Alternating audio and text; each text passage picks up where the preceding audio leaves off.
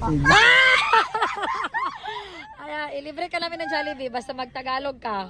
Opo. Anong sabihin mo pag mag-order ka? Hindi po spicy po. Akala ko may nakin. Kanina, hindi po mahalang po.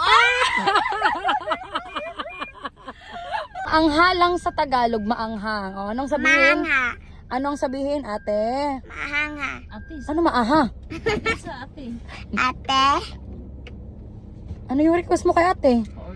Ate, pa-order ako ng chicken at rice. Hindi po sobra ng halang. Hindi, anong Tagalog ng halang? Anghang. Maanghang. Very good. Ikaw ulit, ulit. Maanghang. Thank you. Thank you. Thank you lang. Thank you, kuya. Hmm. Salamat po. Ay, Spicy. ano yung sabi mo? Hindi natin mag-spicy. Anong hindi nakin? Mag-spicy.